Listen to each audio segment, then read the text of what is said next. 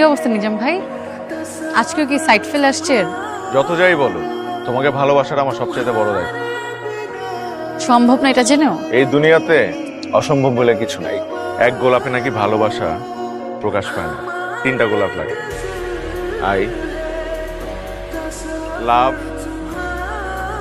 You, এই 3টা শব্দের জন্য 3টা কালো গোলাপ। আমি তাহলে এখন আসি, আমার ক্লাসের সময় হয়ে যাচ্ছে। মামা চলেন তো। তোর বাইরে এত কইরা বুঝাই কোনোভাবেই বুঝাই না। অন্য কারো ক্ষতি তারে দেবই না। যে দালাল তো দালালি। কে দালাল ভাই? আমার কাছে আমার সততার অনেক দাম ভাই। তোমার এই সততার কারণে আমাদের ব্যবসায় যেন কোনো ক্ষতি না। একটা জিনিস মাথায় রেখো, জমি আর নারীর মামলায় কেউ কাউকে ছাড় দেয় না। আসসালামু আলাইকুম স্যার, কেমন আছেন? কি লাগবে স্যার বলেন। লাগবে তো অনেক কিছুই। লিস্ট এনেছিস? দেখ বল। 5টা মিনিট ধরে আমি আপনার সব গুছিয়ে দিচ্ছি। কত হলো? স্যার হয়েছে তো 1300 টাকা। স্যার টাকাটা না দিলে হয় না। কেন? নিজাম ভাই এই দোকানের অর্ধেক শেয়ার কিনা নিচ্ছে, আপনার বাসায় যত বাজার যাবে সবকিছু ফ্রিতে দিতে দিচ্ছে। আমরা ফ্রিতে কেন খাবো? টাকাটা রেখে বাকি টাকাটা ফেরত দেন। স্যার না নিলে হয় না। বাকি টাকাটা ফেরত দেন। ফার্দার সব দালালি করতে আসবেন না। চলো তো বাবা। আপু, আমি জানি কবে ওই ব্যাটার মাথায় বাড়ি দিয়ে মাথাটা 2 ভাগ করে ফেলবো। নিজাম ভাইয়ের তো আর কার? আমাদের বাসার জন্য সব বাজার সদাই নাকি ফ্রি? লোকটা কিন্তু তো খারাপ না, মন মানসিকতা খুব ভালো। কচু ভালো করে দালালি। 16 নাম্বার রোডের 4 নাম্বার বিল্ডিং একটা ফ্ল্যাট খালি রয়েছে, ওটারে বেচা দে, 5 লাখ টাকা কমিশন লয়ে যা। বেচা দিবি তোরা, কমিশনও নিবি তোরা, মাঝখান দিয়ে আমিও কিছু পামু আর মালিকে পাইবো যা পাবো। এখানে কোনো বেজাল নাই। যদি রাজি থাকোস তাহলে আমারে জানাইস। আপনি যদি কিছু বলতে চান সাহস করে বলে ফেলুন। এই আংটিটা আমি তোমার জন্য কিনছি, ব্যবসায় অনেক বড় একটা ডিল পাইছি। আমার তো আপনজন বলতে কেউ নাই, তাই তোমার জন্য এটা কিনলাম। গিফটটা আমার অনেক পছন্দ হয়েছে, কিন্তু আমি এটা নিতে পারবো না। কেন? এত দামি একটা গিফট আমি আপনার থেকে কেন নিব? কারণ আমি এটা তোমাকে ভালোবেসে দিছি, তাই নিলাম। আমি অনেক টায়ার্ড, সারাদিন ক্লাস করিয়েছি, আমি আমার বাসায় একটা রেস্ট দরকার। আপা, আমাকে একটা সত্যি কথা বলবা? তোমার কি নিজাম ভাইয়ের সাথে কিছু কিছু চলতেছে তাই না? কিছু মিছু আবার কি? যেটা জানতে চাচ্ছি সেটা তুমি খুব ভালো মতোই জানো। কি? হ্যাঁ, 2 বোন মিলেমিশে কি সলা পরামর্শ চলতেছে? তোর সাথে আমার কিছু কথা ছিল। নিশ্চয়ই নতুন কোনো সুপাত্রের খোঁজ পেয়েছো। বাবা প্লিজ, আমি একদমই আগ্রহী না শুনতে। আমি তো টেনশনে পড়ে গেছিলাম। কিসের টেনশন নিজাম ভাই? একটা বাজে গেছে, তুমি সকালে বেরাও নাই। আমি তো টেনশনে পড়ে গেছি তুমি অসুস্থ কিনা, তাই তোমার খবর নিতে আসলাম। খালি হাতে তো আসা যায় না, তাই রসমালাই নিয়ে আসছি। আমার ক্লাস দুপুরে, আমি সকালে বের হয়ে কি করব? এটা আমার কেমন সিস্টেম? একদিন সকালে ক্লাস থাকে, একদিন দুপুরে। এটা কোনো নিয়ম কারণই ফলো করে না। হাসলেও একটা মানুষটা তো সুন্দর লাগে। এই যে আপনি আমাকে এত ভালোবাসেন, বলেন কেন বাসেন? কি কারণ? তোমাকে ভালোবাসার পিছনে আমার 101টা কারণ আছে। শুনতে চাও? হচ্ছে হচ্ছে হচ্ছে, আর বলতে হবে না। আসি। স্যার, এটা গেস্ট রুম। জি আসেন আসেন। কেমন দেখলেন স্যার? বেশ স্পেশাস।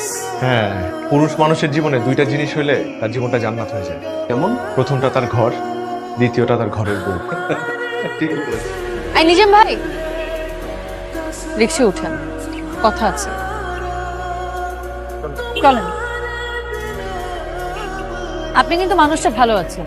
তুমিও খুব ভালো একজন মানুষ। আল্লাহ ভালো মানুষের কপালে ভালো মানুষকেই রাখে।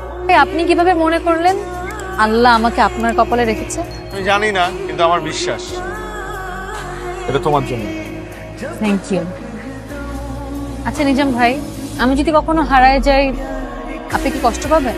তুমি হারাই গেলে আমিও হারাই যাবো। যাও, তুমি যদি হারাই যাও আমি বাইসা থেকেও মইরা যাবো। কোথায় যাবেন আপনি? আমি আমার ফ্ল্যাটে যাব, A5। সরি স্যার, A5 তো কামরুল ইসলাম শুভ নামে নিয়ে কিনছেন ফ্ল্যাটটা।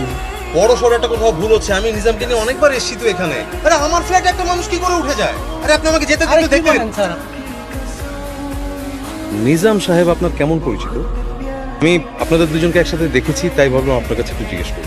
তেমন কেউ না, নিজাম সাহেব আমাদের এলাকার। আমার মনে হয় নিজাম সাহেবের সাথে আপনার যোগাযোগটা কম হলে আপনার জন্য ভালো হবে। কেন বলছেন? মানুষটা খুব একটা ভালো না। হি ইজ এ ফ্রড গাই। কি? আমি নিজামের থ্রুতে কিছুদিন আগে একটা ফ্ল্যাট কিনি, আমি ফুল টাকা কিন্তু আমি দিয়ে দিয়েছি। পরে আমি খোঁজ নিয়ে জানতে পারলাম ওই জায়গাটা নিয়ে মামলা চলছে। এটা তো একটা চিটিং, তাই না? আর এখন নিজাম আমার ফোন ধরছে না, আমি ওকে কোনো ট্রেস করতে পারছি না, কোনোভাবেই আমি ওকে খুঁজে পাচ্ছি না। ও আসলে মানুষটা ভালো না, হি ইজ এ ফ্রড। আমি চাইবো আপনি একটু সাবধানে থাকবেন।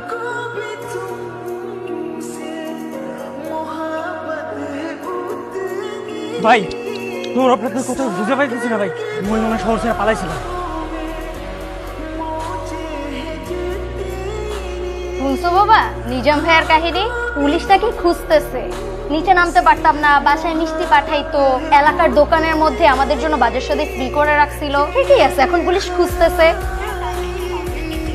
ফোন বন্ধ, ফোন বন্ধ। আমার এতগুলো টাকা, আমি এখন কি করব? আমি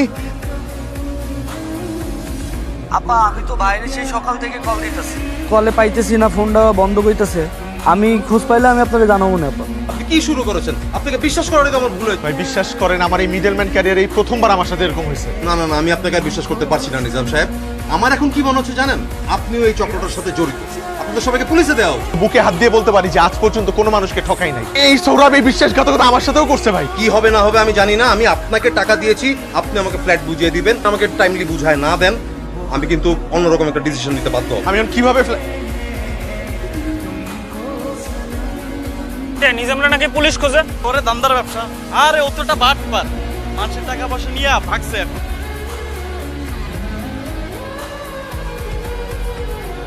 সব নষ্ট করেছেন আপনি। কি নষ্ট করছি আমি? আপনি আমার বিশ্বাস নষ্ট করেছেন। কি আবল তাবল বলতেছ? হয়েছে কি সেটা তো বলবা। আপনি রুবায়ত সাহেবকে চিনেন?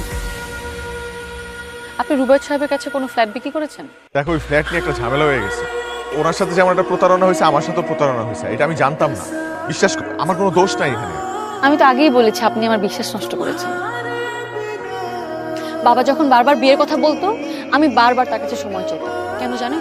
কারণ আমি ভাবতাম আপনি একজন ভালো মানুষ, সৎ মানুষ। প্রেমজিম, তুমিও যদি সবার মতো আমাকে ভুল বুঝো, তাহলে আমি কোথায় যাব? আমি 2 নাম্বারই করে টাকা কামাই নাই, আমি সৎ পথে উপার্জন করার চেষ্টা করছি। আরে ওনার সাথে প্রতারণা হয়েছে, আমার সাথেও প্রতারণা হয়েছে, এবং এই সব কিছু করছে ওই সৌরভ। আপনি আর কখনো আমার সাথে যোগাযোগ করবেন না। আমি আপনার এই মুখ আর জীবনেও দেখতে চাই না। তোমার পছন্দের পাত্রের সাথে তুমি প্রস্তাবটা নিয়ে আগাতে পারো। এটা নিয়ে এত তাড়াহুড়ার কিছু নাই, তুই ঠান্ডা মাথায় আরো ভেবে দেয়। আমি ভেবেছি বাবা। ঠিক আছে ঠিক আছে, আমি দেখছি।